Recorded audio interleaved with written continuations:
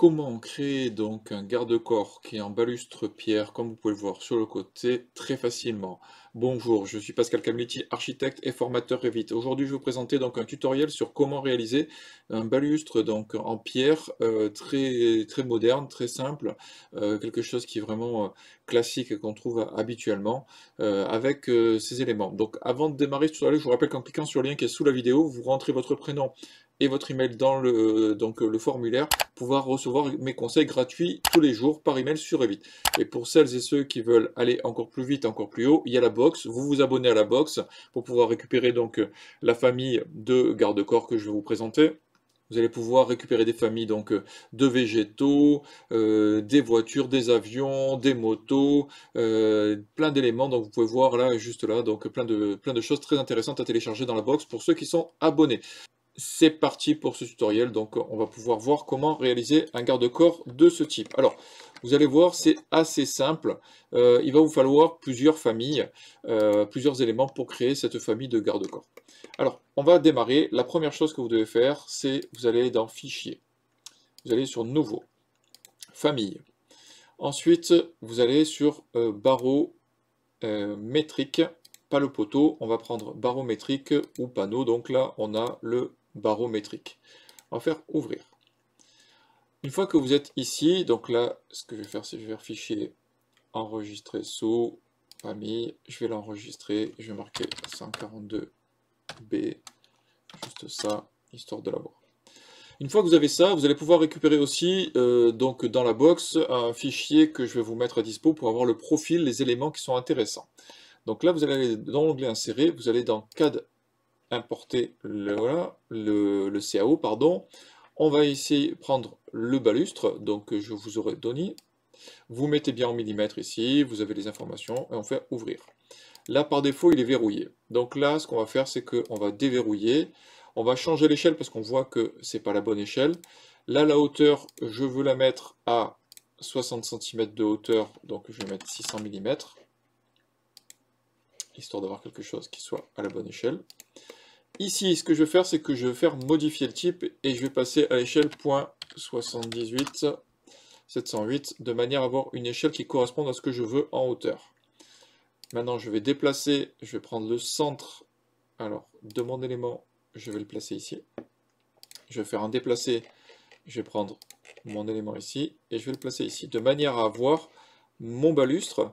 Alors là, je vais passer à cette échelle-là pour éviter que les côtes me gênent. Voilà. Pour avoir mon profil de balustre. Donc ensuite, une fois que ça c'est fait, il me suffit de créer une extrusion. Donc vous allez dans Créer, Extrusion. Vous allez choisir le plan ici, donc on va être centre gauche-droite. On fait OK. On peut faire un rectangle parce que là c'est un rectangle, donc on va pas s'embêter. On voit ici que la dimension c'est 127,4, donc on va dire 127. Parce que du coup ça va nous faire une division. On va faire OK. Et là ce que je vais faire, c'est que je vais faire OK égale 127 divisé par 2. Oups, pardon. Égale 127 divisé par 2, et Revit il comprend, et là je suis en négatif, donc là je vais mettre moins 63,5, 63,5 ici pour la profondeur. Si je vais sur ma vue 3D, on va voir que j'ai mon élément, voilà ma pierre qui est le support pour la partie haute.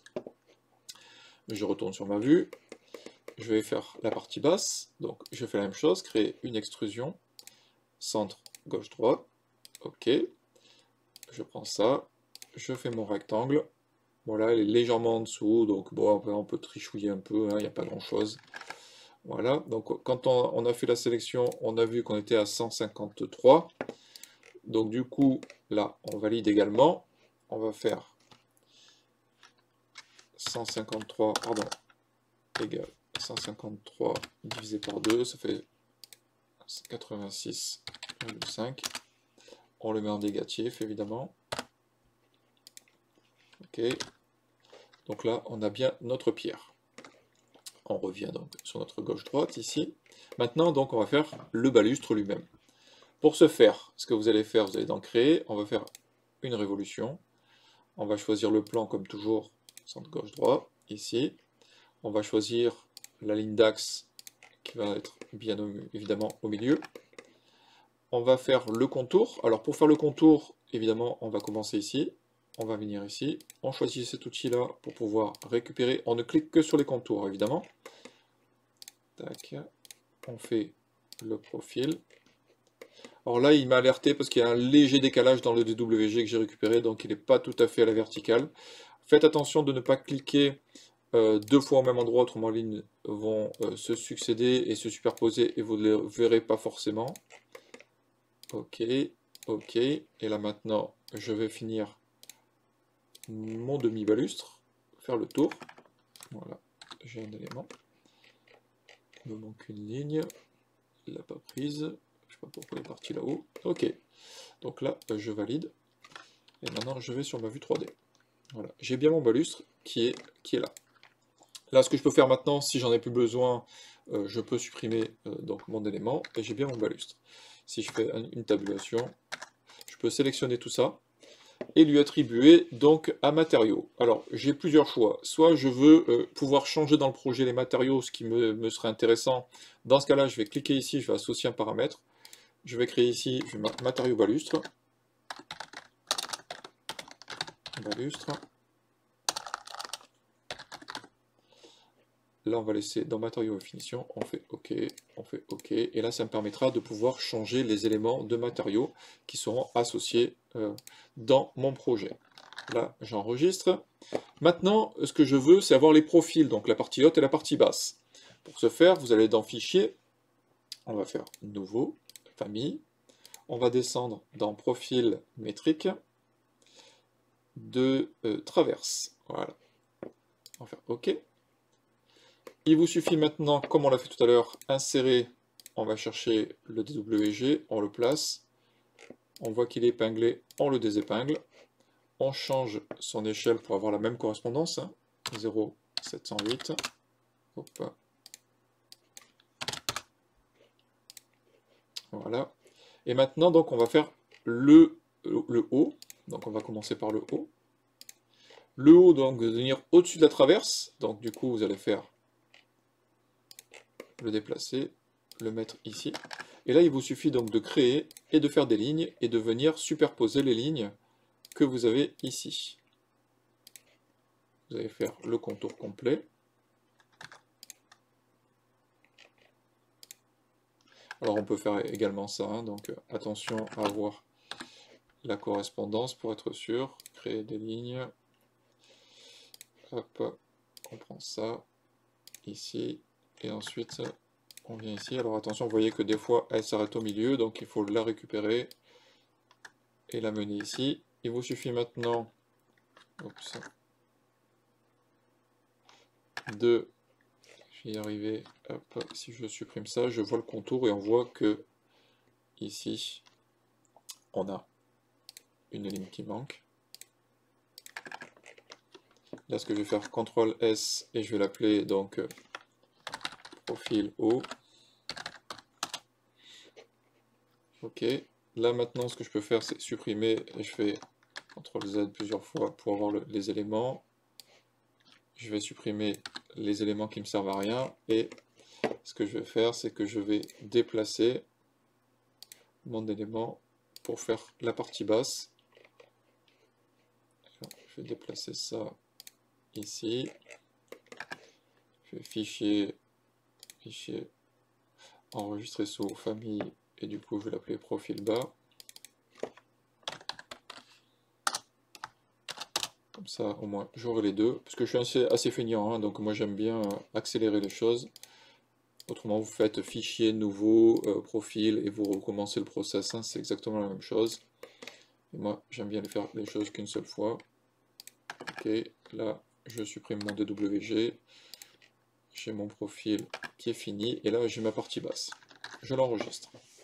Maintenant que j'ai ça, il me suffit donc d'aller dans un projet, donc vous allez faire fichier, nouveau, projet, vous allez ouvrir un projet architectural ou autre, et il va vous falloir créer un nouveau garde-corps. Pour ce faire, vous allez aller dans garde-corps, vous allez prendre un garde-corps comme vous le souhaitez, peu importe lequel, modifier le type, dupliquer, vous l'avez marqué balustre pierre. Ok. Là, la traverse haute, on n'en a pas besoin, donc on la décoche. Ensuite, on va modifier la structure. Et là, ce que je vais faire, c'est que, bon, je vais pas le faire ici, parce que je vais vous montrer sur l'autre projet, sur le paramétrage donc, de la balustre. Donc là, je vais annuler, hein, c'est pas un problème.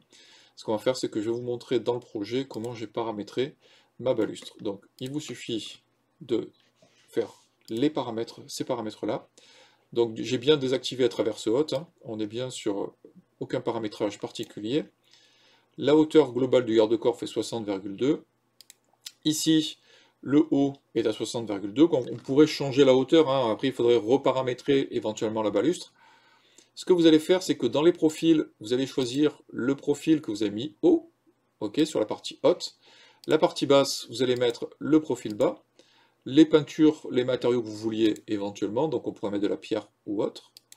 Et sur le positionnement des barreaux, ce que vous allez faire, c'est que, on va dire ici que je veux en barreau la balustre.